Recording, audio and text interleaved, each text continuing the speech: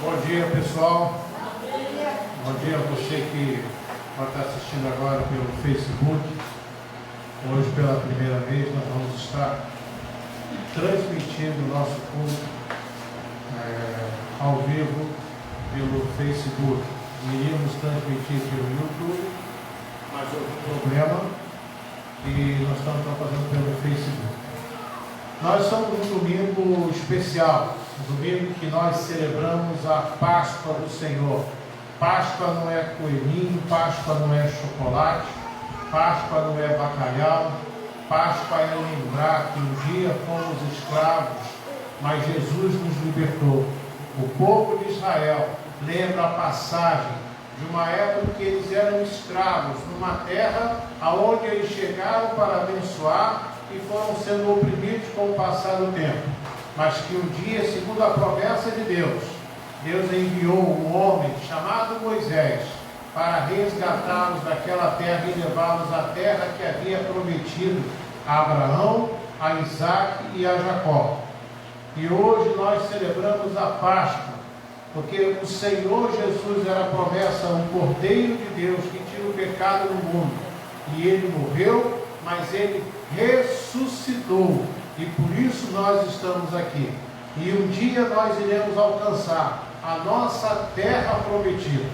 Essa semana alguns queridos nossos foram tomados pelo Senhor e chegaram à terra prometida, atravessaram o outro lado do rio e gozam já da presença de Deus na eternidade. E nós vamos hoje agradecer a Deus por isso. Em primeiro lugar, nós gostaríamos de pedir a todos que se colocassem em pé e abríssemos as nossas Bíblias no livro de Salmos, capítulo 105, e nós vamos ler juntos do versículo 1 ao versículo 6. Salmos 105, do versículo 1 ao versículo 6. Para você que está assistindo pelo Facebook, o pastor está sem máscara porque eu estou à distância dos membros da igreja, então não tem nenhuma possibilidade de que a minha saliva alcance qualquer pessoa da igreja.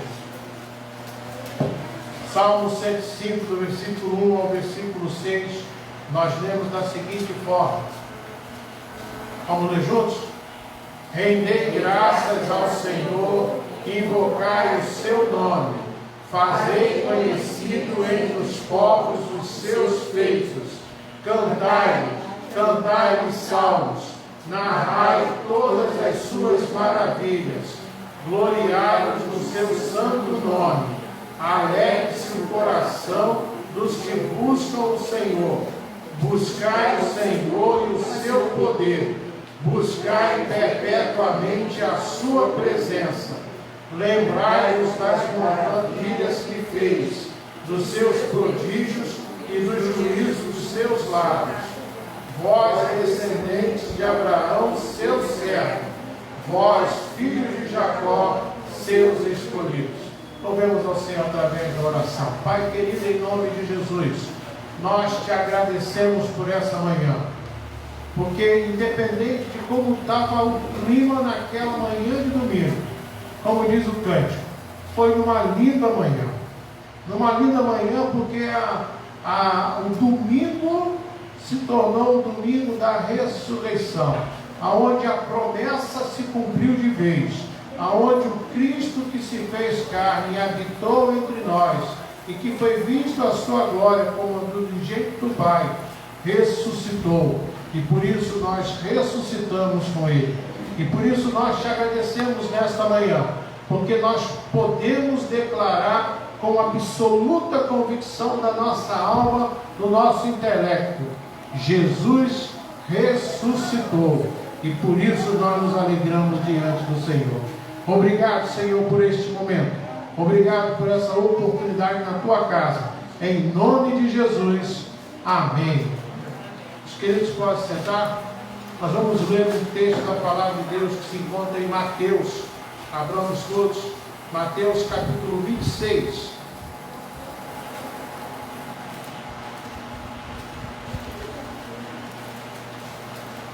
Mateus capítulo 26.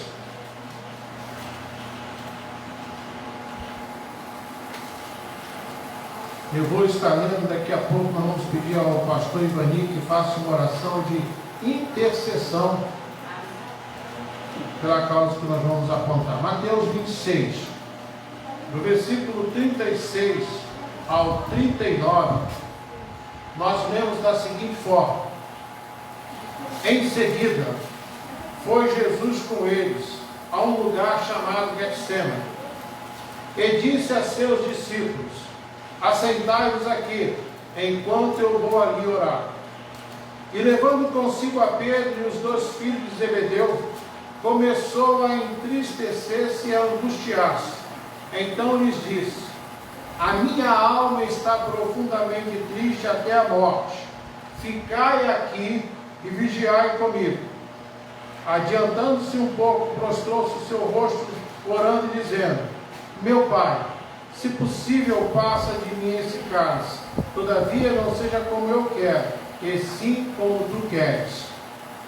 E voltando para os discípulos, achou-os dormindo e disse a Pedro: então nenhuma hora pudesse vós vigiar comigo? Esse texto da palavra de Deus mostra um momento muito importante na vida de Jesus. Os discípulos não sabiam, os discípulos não entendiam, mas Jesus sabia o que estava por vir nos próximos minutos, as próximas horas. E ele tem uma profunda agonia na sua alma, uma inquietação, e ele vai orar ao Senhor. Meus queridos, nós vivemos tempos de profunda inquietação, de profunda angústia. Alguns de nós já nem devemos mais assistir jornais, porque os jornais só trazem notícia de desgraça, e alguns estão ficando deprimidos por conta disso. Alguns de nós já têm até um certo receio de abrir os grupos de WhatsApp, porque quando abre, a mensagem é: morreu fulano, morreu Beltrano, fulano está em estado grave, fulano foi entubado, fulano foi levado para a UTI, fulano está muito mal e não consegue ir no hospital. E isso tudo angustia a nossa alma. E a única forma de nós enfrentarmos isso de forma sadia, de forma a não sucumbir às tristezas do mundo, é fazer como Jesus fez: buscar o Pai em oração. Eu gostaria de convidar nesse momento o pastor Ivani para estar aqui à frente conosco, orar, intercedendo por aqueles que estão no leito do hospital, ou então pelas famílias enlutadas que perderam seus entes queridos. Vamos falar com Deus.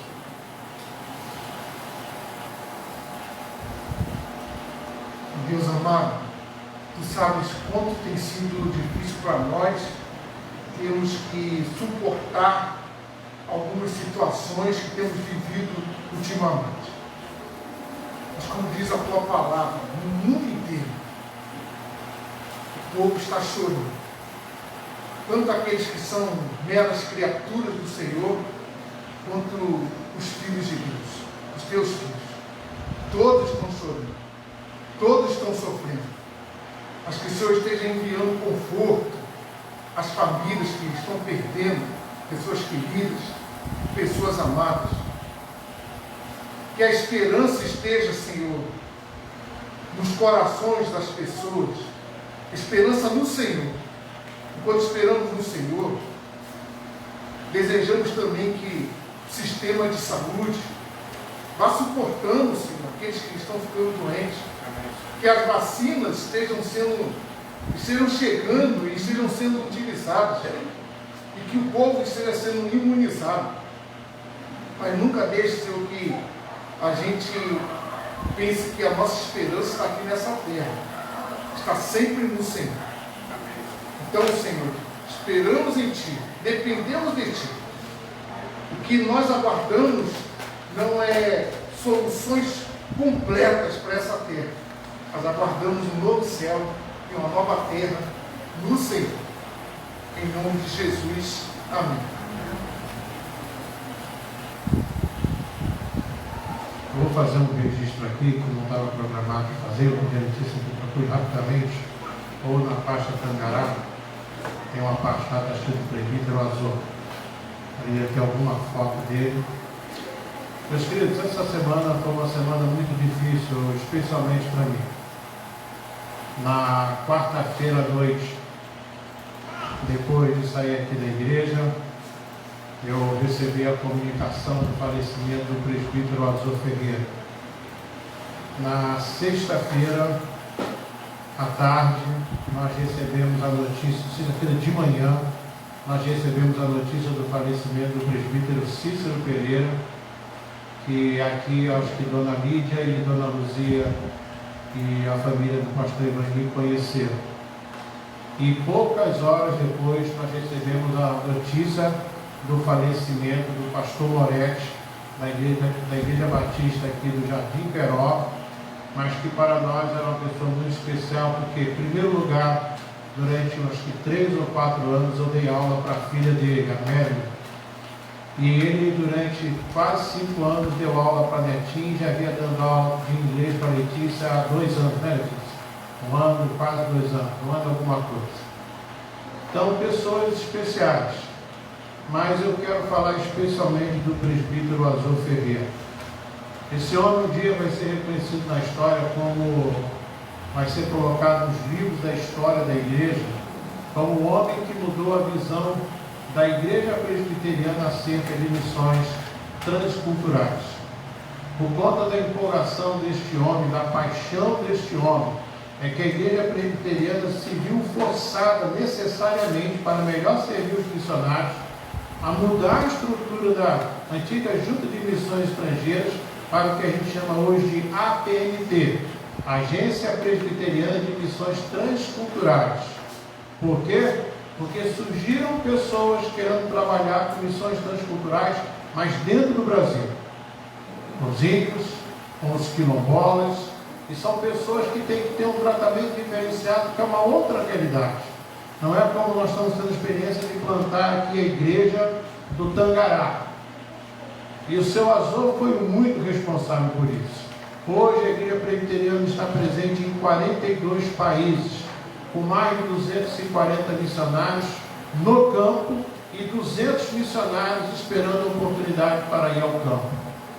É lógico que não foi só o seu Azul, é lógico que não foi somente o exemplo dele, mas o seu Azul foi a mola propulsora que Deus usou para contagiar a igreja presbiteriana do Brasil nessa área. No culto de gratidão, foi citado que o seu Azul era pai de muita mais gente do que os 5 filhos que ele teve.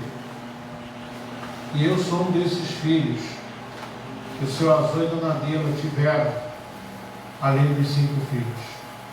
Porque muito do que eu faço, que eu fiz, da paixão que eu tenho pelo trabalho missionário, é fruto da empolgação, da vibração do seu Azul.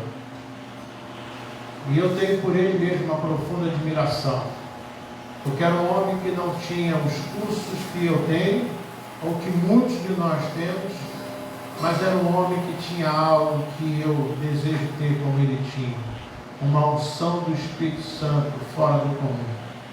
Alguns irmãos aqui chegaram a conhecer o seu Azul e viram que o seu Azul não era só uma voz forte e bonita, o seu Azul não era só alguém que falava interessantemente e contava boas histórias, mas era um homem movido pelo Santo Espírito de Deus, movido por uma paixão pelas almas perdidas, um homem que tinha coragem de sair de São Paulo para vir para cá dirigindo de carro, sozinho, para falar numa igreja com 10, 12 pessoas, com a mesma vibração que ele ia para uma igreja em qualquer lugar do Brasil com 5, 6, 10 mil pessoas.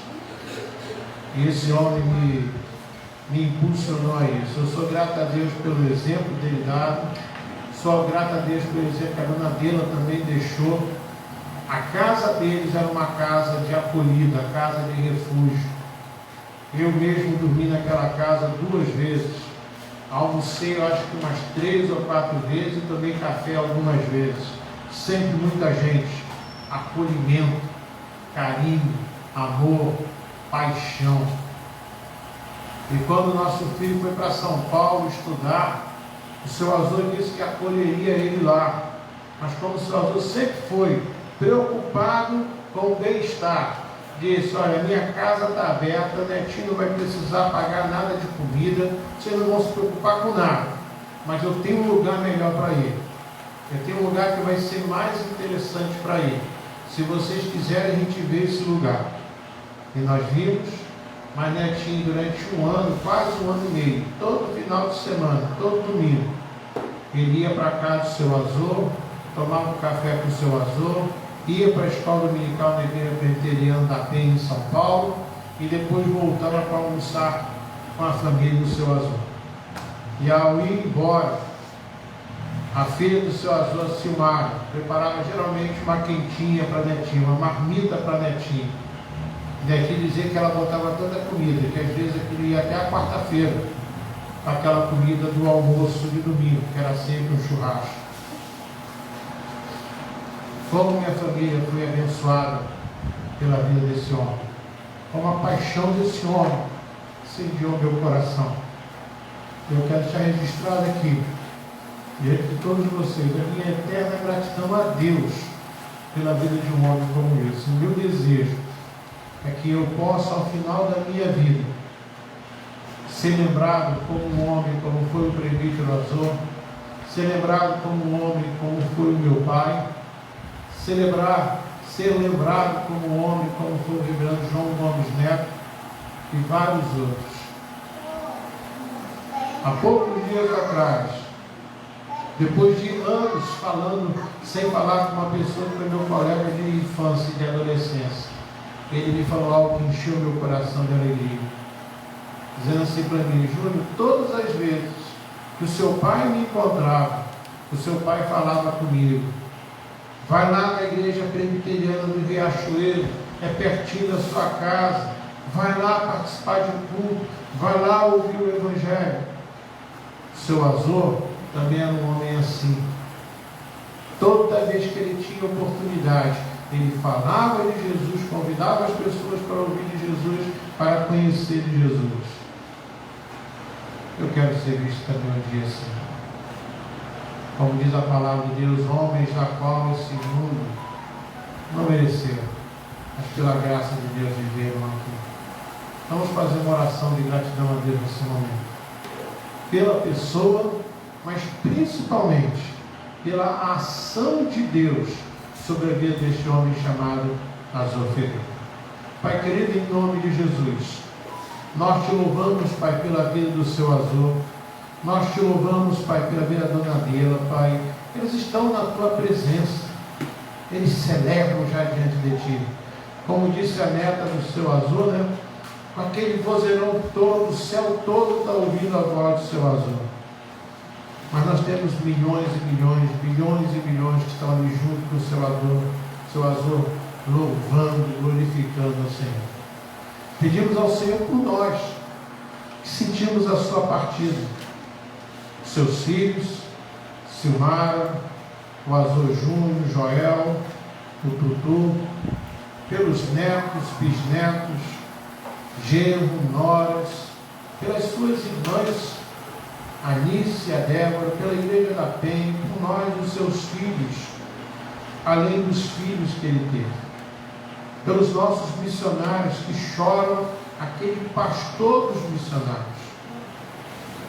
Que nós sejamos, pelo menos, próximos do que este homem foi, do que essa casa sempre foi na vida do teu povo. Obrigado, Senhor, por isso. Em nome de Jesus, nós te glorificamos. Amém, Senhor. Amém. Nós vamos continuar louvando ao Senhor. Nós vamos continuar adorando o Senhor agora através dos cânticos. E o nosso pastor Ivani vai estar nos conduzindo nessa ministração, louvando. Vamos louvar com alegria, com ânimo, com satisfação, porque o nosso Redentor vive e por isso nós estamos alegres.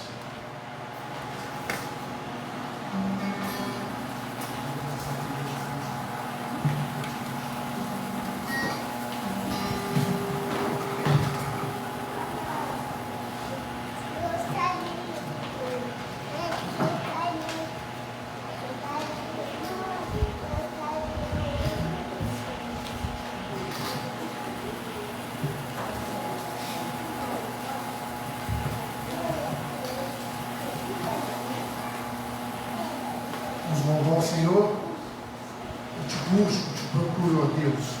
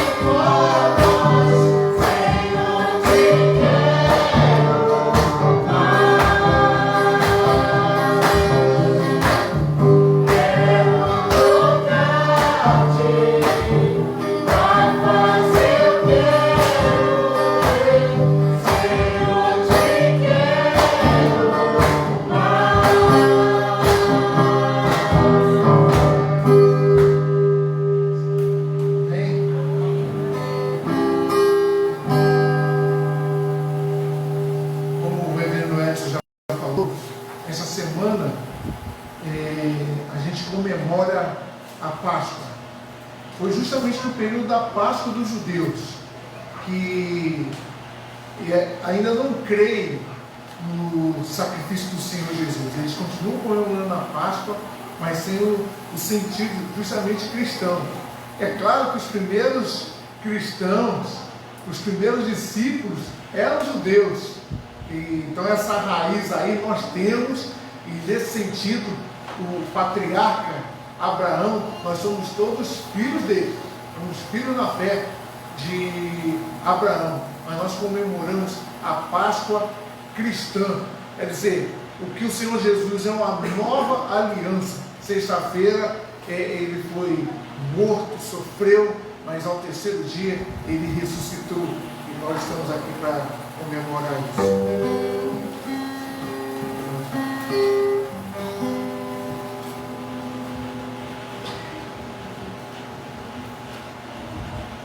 Olhe para a cruz.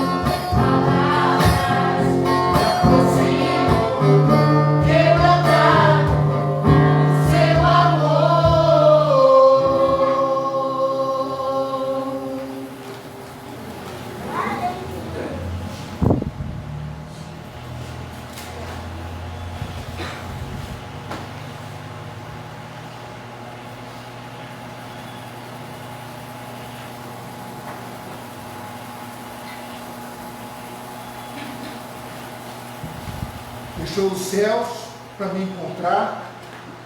Aqui não é o seu lugar. Um amor assim, o mundo não conhecia.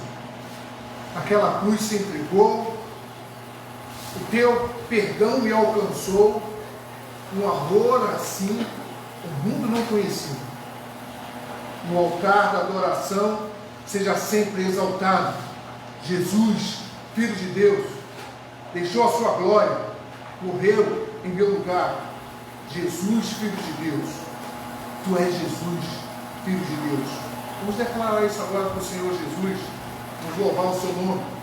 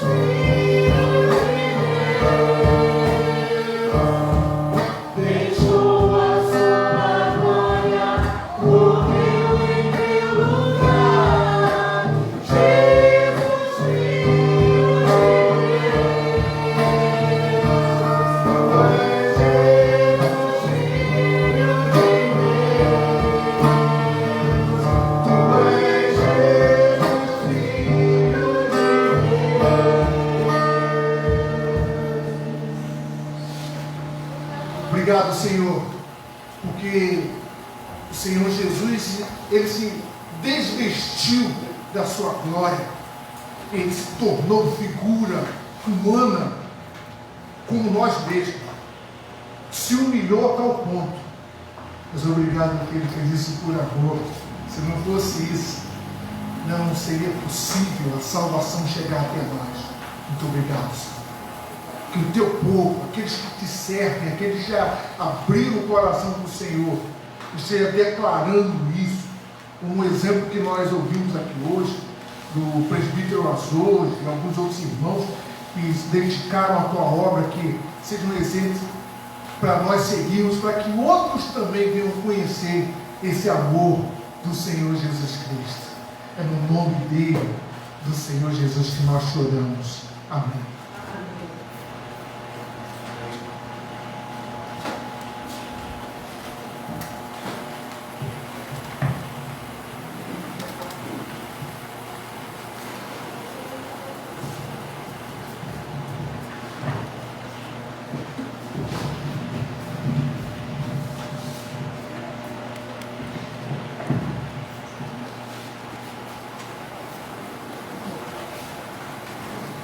Meus queridos, essa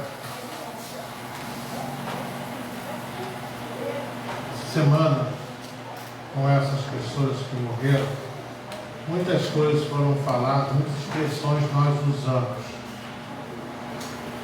Mas há uma expressão que a gente usa, que até a Rosa perguntou se era bíblica. Teologicamente, sim, é correto usar essa expressão, voltando para casa. A gente olha assim, né? Voltando para casa, será que a minha alma existia antes e eu estava lá e Deus mandou eu descer? Não é exatamente assim. É voltando para casa no sentido de que eu estou voltando para aquele que é o meu Criador. Eu vou estar com Ele. E eu gostaria que hoje, nesse domingo da Páscoa, que nós celebramos a ressurreição, como nós vamos cantar daqui a pouco, um cântico que é um cântico vibrante, que diz que da sepultura saiu, com triunfo e glória ressurgiu. Ressurgiu vencendo a morte, o seu poder. Pode a todos agora vida conceder. É uma realidade da palavra de Deus, né? E nós celebramos essa certeza, celebramos essa convicção, celebramos essa verdade. Pessoas que voltaram para casa e um dia nós também voltaremos. Nós não sabemos se voltaremos para casa antes de Jesus voltar ou se voltaremos para casa quando Jesus voltar, né? Então nós queremos celebrar isso. E eu queria conversar com vocês nessa manhã sobre isso. Voltando para casa, para uma nova história. E eu quero te convidar a abrir a sua Bíblia no livro de Ruth, que é o livro que nós vamos estar usando como base durante todo esse mês. E você pode falar assim, mas o que Ruth tem a ver com a Páscoa? Tem muita coisa. E você vai perceber isso já já, né? Livro de Ruth, capítulo 1. Eu quero que você deixe a sua Bíblia aberta aqui, que nós vamos passear em alguns versículos. Eu quero pedir às nossas crianças, que hoje vocês estão só com a gente, todo mundo junto, tenha um pouquinho de calma, de paciência, que não vai demorar muito, tá? Mas eu quero pedir a vocês também que não conversem, não fiquem se movimentando, para não atrapalhar também ao pastor aqui, tá bom? E daqui a pouco as nossas crianças prepararam, a Rose vai estar vendo para as nossas crianças a trilha da Páscoa, né? Uma tarefa que foi dada para todas as crianças. Elas estão aqui com a sacola, com a trilha completa, vai ter algumas perguntas, vamos ver o que vai acontecer, né? Para vocês confirmarem que estudaram, que leram os textos da palavra. Eu já ficava apavorados aqui, já me olharam apavorados, que vai ter umas perguntas, ficaram já agoniados, né? Vamos ver se só colaram o papel ou se leram mesmo o versículo da Bíblia, né? O livro de Ruth é um livro muito interessante. Quem foi Ruth? Ruth é uma mulher que acaba se destacando, mas por trás dela tem uma outra mulher que talvez pudéssemos colocar como pano de fundo principal para essa história. Noemi, uma judia, casada com um judeu. Ela vive em Israel, na região de Belém, e nessa região, de repente, há uma seca, há uma queda da produtividade, as pessoas não estão mais conseguindo se manter, sobreviver, e de repente seu esposo resolve ir para a região de Moabe. Os moabitas, que a gente vê tantas vezes falando na Bíblia sobre os moabitas eram parentes do povo de Israel. Os moabitas têm sua origem no pecado das filhas de Ló. Vamos relembrar, Ló era sobrinho de quem? Quem era o tio de Ló? Abraão. E a palavra de Deus diz que depois que Sodoma e Gomorra é destruído, Ló vai para uma região e as suas filhas ficam preocupadas que elas não têm mais marido, não vão ter filhos, e elas então embebedam o seu pai, têm relações com seus pais, com seu pai, e dali nascem, as duas ficam grávidas, nascem o que vão dar origem aos amonitas e aos moabitas. A região de Moabe era uma região próspera, uma região boa de plantar, uma região boa de colher, uma região boa para criar gado. Então, Ruth com seu esposo, eles vão para essa região para enfrentar esses anos de dificuldade. E ali, na cidade, na região de Moabe, que cada época teve um tamanho, tá? Eles ali então estabelecem a sua vida, ali eles estabelecem a sua história, ali os seus filhos se casam, mas acontece algo trágico. Primeiro, o esposo de Ruth morre, Elimeleque vem a morrer. Depois, passados 10 anos da morte do esposo de Ruth, os dois filhos dela, que eram casados, também morrem. E aí então Noemi resolve voltar para a sua cidade, Belém, resolve voltar para o povo de Israel, porque ela ouviu falar que aquele período ruim tinha passado, e ela resolve voltar. Vou falar a minha casa, a minha família, eu vou voltar para lá. É onde se desenvolve a história que nós vamos estudar durante todo o mês de abril. E eu queria falar com vocês aqui sobre 3 lições que eu percebi nesse livro que nos ensinam a esse tema: voltar para casa para construir uma nova história. A primeira lição é que a nossa casa, de onde nós saímos, ela sempre estará aberta para a nossa volta. Capítulo 1, versículo 6, vamos acompanhar a leitura. Então se dispôs ela com as suas noras e voltou da terra de Moabe, porquanto nesta ouviu que o Senhor se lembrara do seu povo, dando-lhe pão. Ou seja, o povo voltou a ter como se sustentar. Eu vou pedir a Rose, fica aí junto com o Luiz e João, desculpa. E ela então, esse versículo, é o versículo 19, diz assim: então ambas se foram, até que chegaram a Belém. Sucedeu que ao chegarem ali, toda a cidade se comoveu por causa delas, e as mulheres diziam: não é esta Noemi? É interessante esse momento aqui, porque se você parar para pensar, já se passaram pelo menos 11 anos, provavelmente mais tempo do que isso, de que Noemi deixou Belém, que Noemi foi embora para a terra de Moabe. Mas é interessante você ver que quando ela vê que lá na terra dela ela teria acolhido, por que ela quer voltar para casa? É só porque lá ela vai ter acolhida? Não, porque na terra de Moabe não é a sua terra, não é a sua casa, não é o seu lugar. Ela então deseja voltar porque lá ela tem família, lá ela tinha pessoas, era a sua cultura, o seu povo, a sua nação. Meus queridos, às vezes nós podemos passar anos longe da nossa casa, de onde nós fomos criados, mas muitos de nós, com todos os pesares, muitas vezes desejamos voltar para aquele lugar. Às vezes até com a fantasia na nossa mente que voltar para lá vai ser como se nós vivêssemos de novo aquelas emoções, aquelas sensações que nós tivemos quando moramos naquele lugar. Mas aqui há uma outra aplicação muito mais importante do que essa. Noemi quis voltar porque ela ouviu que Deus estava cuidando de novo de Israel. Uma expressão para dizer que Deus estava abençoando de novo o povo. Essa semana não foi só seu Azor, presbítero Cícero, pastor Moretti. Muitos outros crentes em Jesus voltaram para casa. Porque essa casa prometida pela palavra de Deus, que nos foi outorgada pela morte e ressurreição de Jesus, esta casa é a nossa morada eterna. É esta casa que vai mudar verdadeiramente a nossa história. É essa casa que é o lugar da acolhida, é o lugar da paz, é o lugar da reconstrução, é o local da restauração.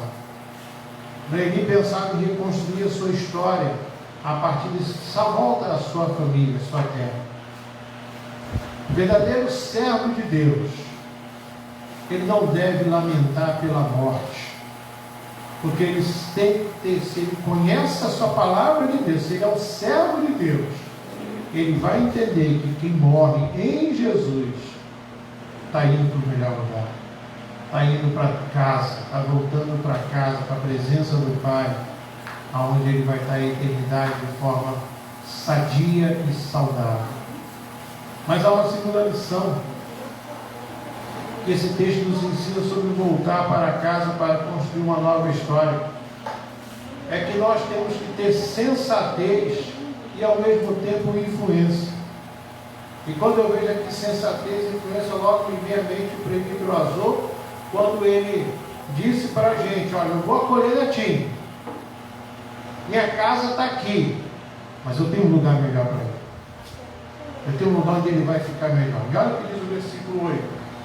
Diz assim: disse-lhes Noemi: ide, voltai cada um à casa de sua mãe, e o Senhor use convosco de benevolência, como vós usaste com os que morreram e comigo.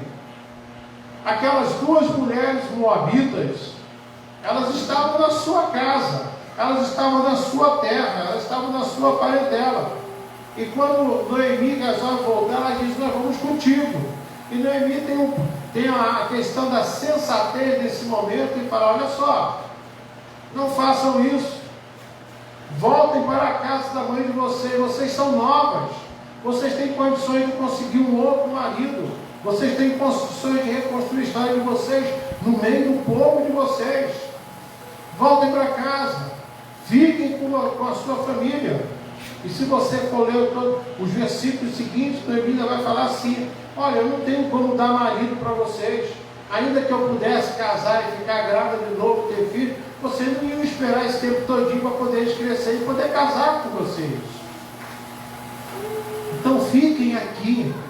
É a sensatez, o equilíbrio de dizer: olha, não precisa vir atrás não, segue o caminho de vocês.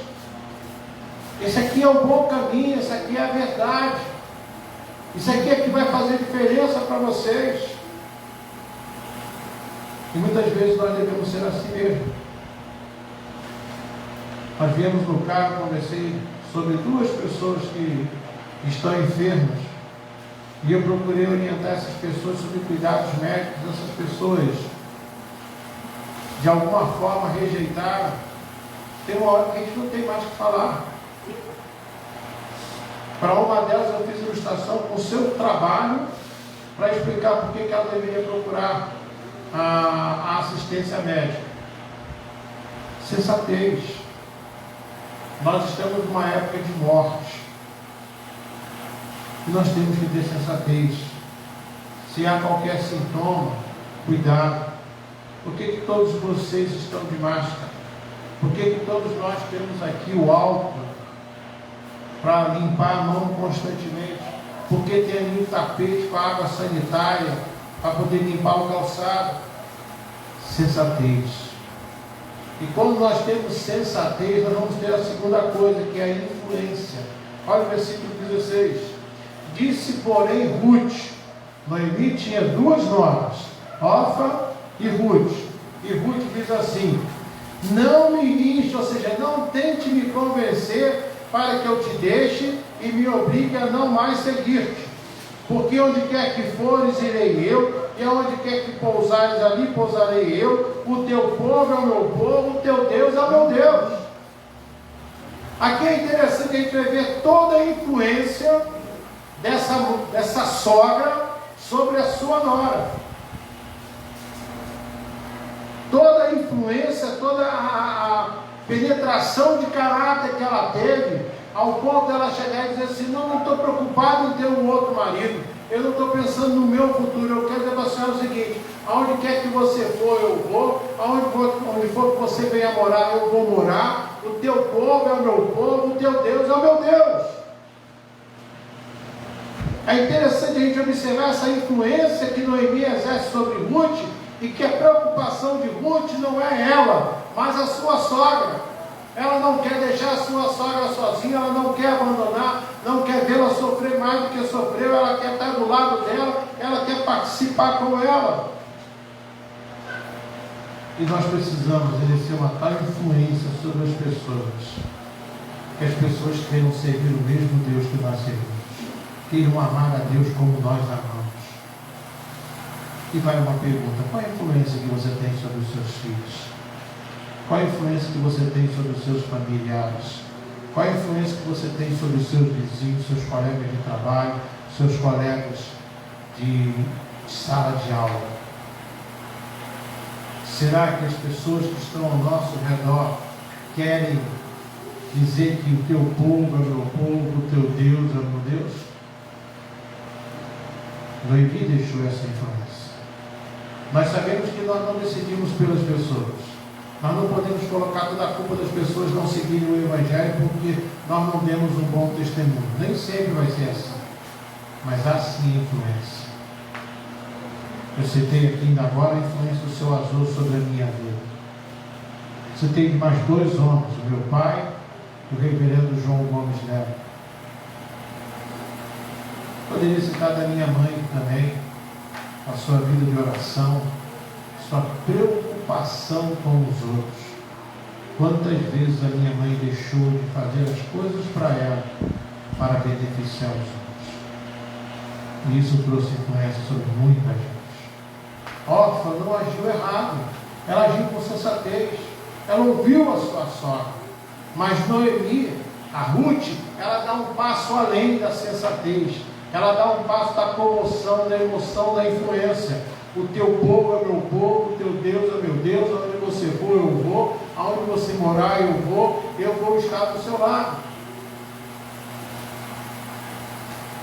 Se nós queremos voltar para casa para construir uma nova realidade, nós precisamos ter sensatez e influência sobre as pessoas. A terceira coisa que nós vamos ver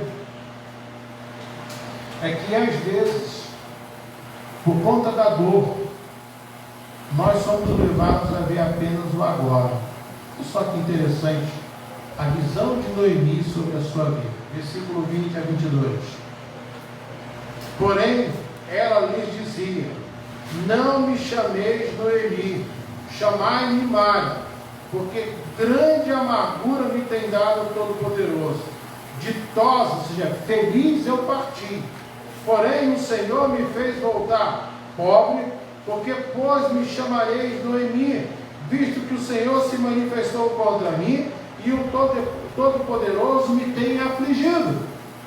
Assim voltou Noemi da terra de Moabe, com Ruth, sua nora, a Moabita, e chegaram a Belém, no princípio da cega da cevada, ou seja, no princípio da colheita da cevada. É interessantíssimo, gente, esse olhar de Noemi aqui, que é um olhar que muitas vezes nós temos. Quando passamos por problemas, o nosso olhar é de ver o agora, de enxergar o agora, o aquilo que acontece agora. A gente vê amargura sobre amargura. Esse momento que a sociedade mundial está experimentando, alguns de nós estão entrando em parafuso emocionalmente falando, porque só conseguem enxergar a dor. não consegue enxergar que aonde abundou o pecado, superabundou a graça de Deus. Quando alguém morre, se lamenta, como se a morte fosse o fim da vida com Deus. Alguns de nós somos tomados de tal forma por esse medo, por essa visão amarga da vida, em que nós começamos a ter medo de sair de casa, medo de ligar o telefone, medo de ver televisão. Não pode ser assim. Noemi conseguiu enxergar o seu momento como profunda amargura, de tal forma que ela diz: não me chame mais de Noemi, que quer dizer feliz, me chame de Mara, que quer dizer amargurada, porque a alma dela estava amargurada, porque ela se sentia amargurada. Você lê aqui a história, ela se sentia castigada por Deus, ela se sentia abandonada por Deus, e ela não estava, mas ela se sentia assim de acordo com as situações, como muitas vezes nós enxergamos o nosso momento como se Deus tivesse nos abandonado, como se Deus tivesse largado, como se Deus estivesse pesando a mão sobre nós. E nós esquecemos da promessa de Deus, que aonde abundou o pecado, superabundou a graça de Deus. Nós esquecemos de olhar para trás e ver muito mais vezes que Deus nos abençoou com alegria, com contentamento, com conquistas. Mas nós olhamos só para a perda. Se você quer voltar para casa e reconstruir uma nova história, aprenda a não olhar como Noemi. Aprenda a ter o olhar de Deus. Deus que cuida de nós. O Deus que nos preserva. Essa história tem a ver o que com a Páscoa?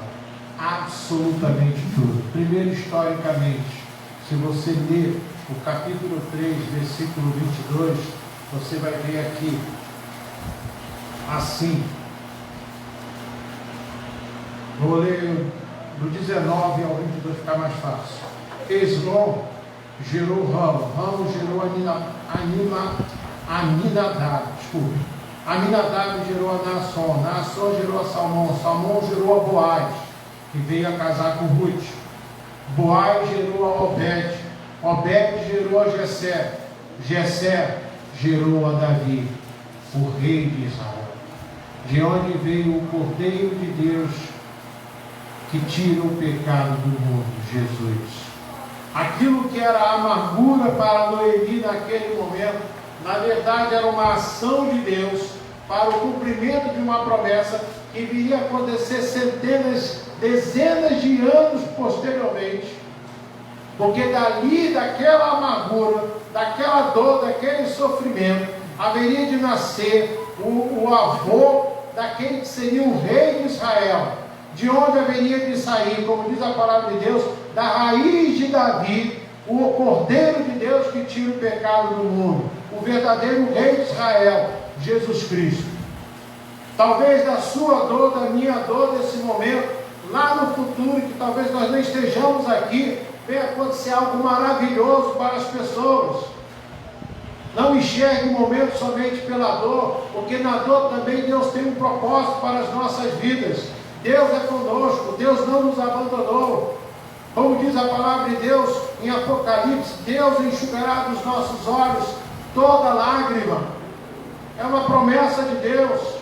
Então, quando nós perdemos pessoas, quando nós perdemos as pessoas que nós amamos, quando nós perdemos o nosso sustento, quando nós perdemos a nossa saúde, quando nós perdemos os nossos patrimônios, os bens que nos sustentam, nós não fomos abandonados por Deus, nós não fomos castigados por Deus. A não ser que você tenha abandonado Deus, tenha negado a Deus, você vai sofrer as consequências do seu erro. Mas se você está andando na alegria do Senhor, como diz o Salmo, alegrei-me quando me disseram, vamos à casa do Senhor. Não são as amarguras que vão tirar de você a alegria do Senhor. Por isso o apóstolo Paulo diz tão belamente que não é a morte, nem a vida, nem a altura, nem a profundidade, nem as coisas de hoje, nem as coisas de amanhã, nada nesse mundo poderá nos separar do amor que está em Cristo Jesus, nosso Senhor.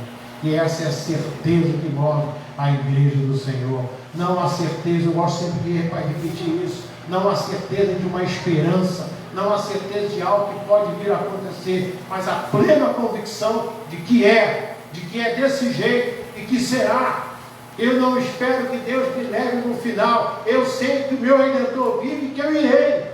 Mas eu sei não é porque eu sou bom, eu sei não é porque eu sou pastor, eu sei não é porque meu pai era presbítero, porque minha mãe era uma irmã da igreja dedicada à obra de Deus. Não! Eu sei que eu vou porque Jesus morreu, ressuscitou e me comprou com o seu sangue. Como diz a palavra de Deus, o escrito de dívida que pesava contra mim foi cravado na cruz, envergonhando principados e potestades. Eu sou salvo por Jesus, eu fui comprado pelo sangue de Jesus, sou lavado e remido no sangue de Jesus. Ele me escolheu antes da fundação do mundo. Não fui eu que o escolhi, mas Ele me escolheu e me escolheu para que eu dê fruto, como diz a palavra do Senhor. Por isso eu posso voltar para casa para construir uma nova história. Por isso muitos que estão aqui, aqueles que estão nos ouvindo, podem sim voltar para casa com tranquilidade, porque quando estiver na presença de Deus vai construir uma nova história, uma nova realidade que não mudará. Porque Deus é conosco, é Ele que nos constrói a história. Mas eu preciso estar aos pés do Salvador. Eu preciso estar diante de Deus em oração, em leitura da palavra, para viver a realidade, a alegria do Senhor. Porque os dias são maus, sim. Eu estou profundamente triste com a morte do meu amigo, o presbítero Azor. Me doeu muito e vai me doer. Porque eu amava aquele homem, admirava aquele homem, tinha alegria de conversar com aquele homem. A coisa que me enchia o coração de alegria quando eu telefonava para ele: fala, garoto. Eu não vou mais ouvir esse fala, garoto. Mas eu pude vivenciar isso. Que coisa maravilhosa. E um dia, talvez algumas pessoas possam dizer: que saudade do pastor Edson. Que saudade.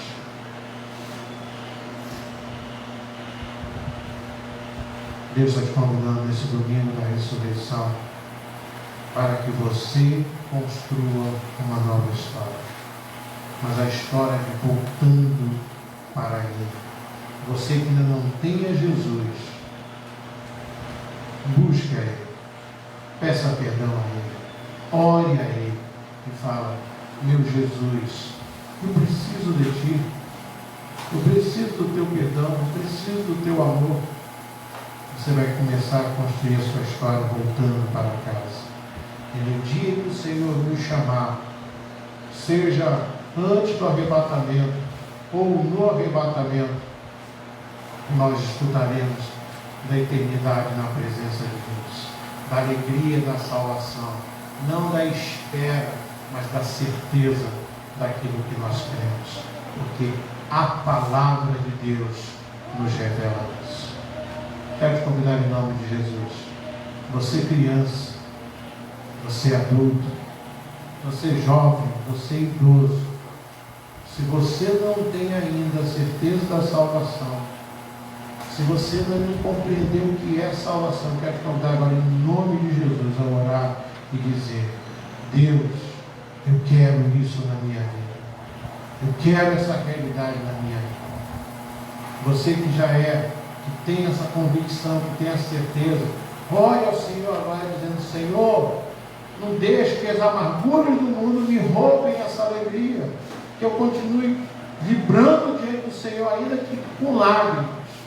Como diz a tua palavra, aquele que sai chorando enquanto semeia, voltará com júbilo, trazendo os seus feixes.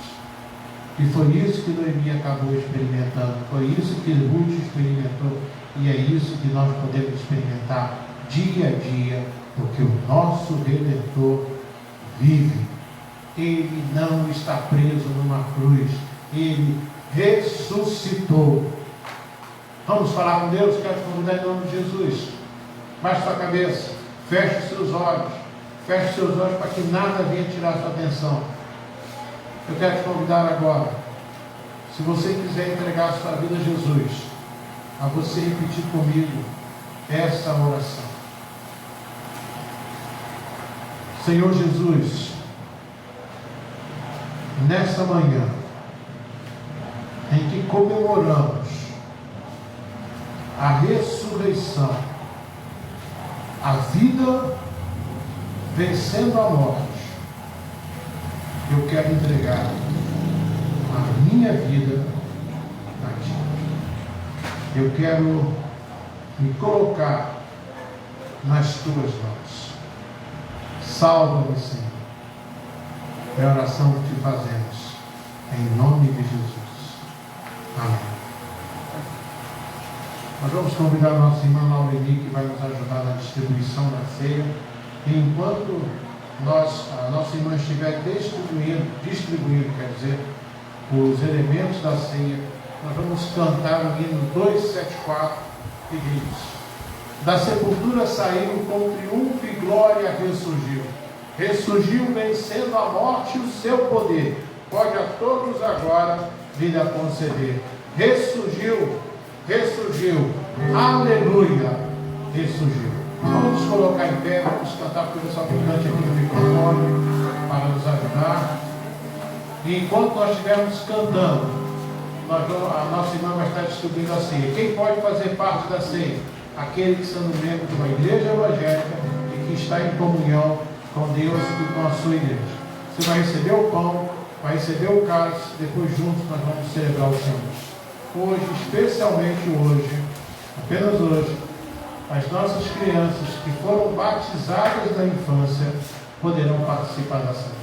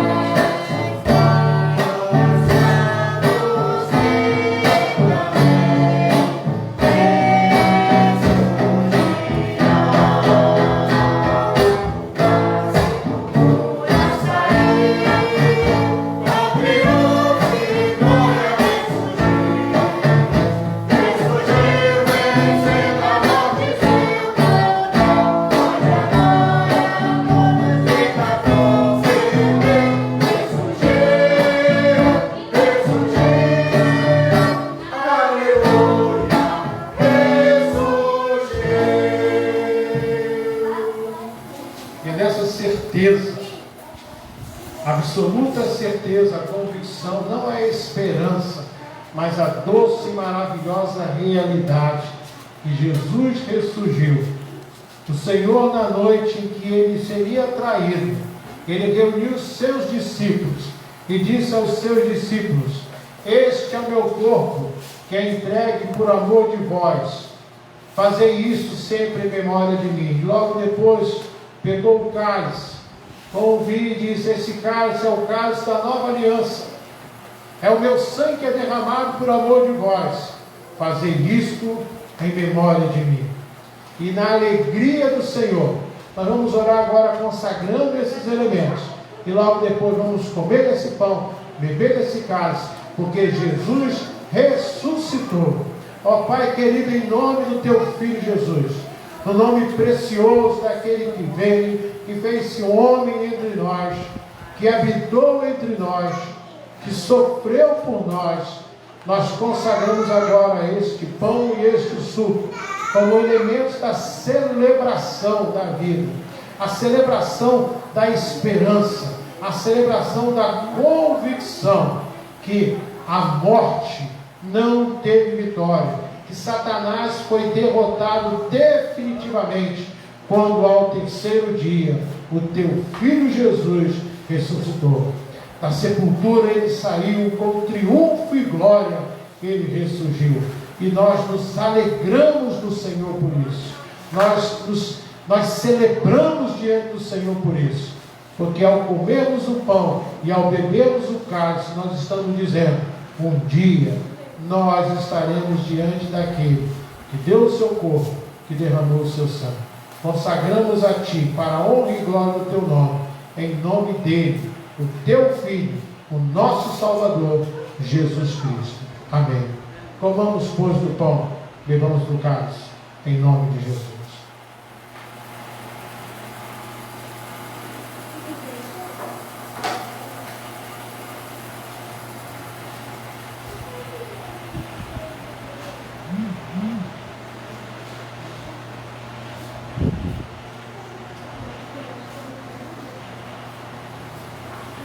Ó Pai querido, obrigado por isso. Ah, Pai, como diz a Tua palavra em Apocalipse, onde estarão reunidos aqueles que lavaram as suas vestes no sangue do Cordeiro, e gente de toda tribo, povo, raça e nação estarão juntos dizendo: Santo, Santo, Santo é o Cordeiro. Louvado seja o Teu nome por isso. Nós Te agradecemos. Em nome de Jesus. Amém. Ainda em pé, nós vamos orar e vamos encerrar cantando o Tríplice Amém. Nossa irmã Laureli vai estar recolhendo os cálices. Queremos apenas comunicar que de noite nós temos nosso culto normalmente, como nós falamos anteriormente. Nosso irmão presbítero José e Naí não estão conosco, porque onde eles moram, uma das suas sobrinhas foi detectada com Covid, e eles estão com alguns sintomas, então por questão de precaução, eles não estão conosco hoje. Vamos orar. Senhor, em nome de Jesus, nós Te agradecemos por a bênção de termos poder passar essas horas aqui na Tua presença. Pedimos a Tua bênção sobre aquelas pessoas que por acaso assistiram esse culto pelo Facebook. Que a Tua paz seja sobre nós, Senhor. O Senhor é quem cuida de nós. A nossa confiança não está em remédio, a nossa confiança não está em protocolo algum, a nossa confiança não está em vacina, ainda que essas coisas possam e são usadas por Ti para nos proteger. Tomamos os cuidados que devemos tomar. Se tivermos que tomar a vacina, tomaremos a vacina. Mas a nossa confiança está no Senhor, Criador dos céus e da terra. Que o Teu povo, aqueles que são chamados por Ti, deem um exemplo na sociedade, tomando os cuidados, usando a máscara, limpando a mão com gel, lavando sempre as mãos, evitando aglomerações, para que através da nossa atitude o Teu nome seja glorificado. Que assim seja. E que a graça, que a paz, que a companhia, que a comunhão, o conforto e a consolação do Espírito Santo de Deus esteja sobre nós. Hoje, Senhor, de uma forma especial, sobre toda a família do nosso irmão, amigo, presbítero Azul Ferreira, sobre a família do presbítero Cícero Pereira, sobre a família do nosso irmão também, amigo Moretti, e sobre todo o povo de Deus, espalhado por toda a face da terra, hoje, Senhor, para todos sempre. Amém, Senhor.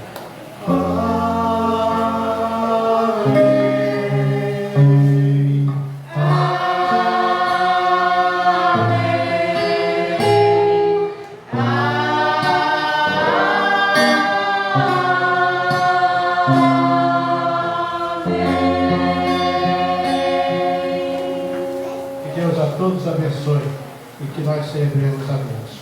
Nossas crianças com arroz lá na sala, para Deus continuar abençoando vocês.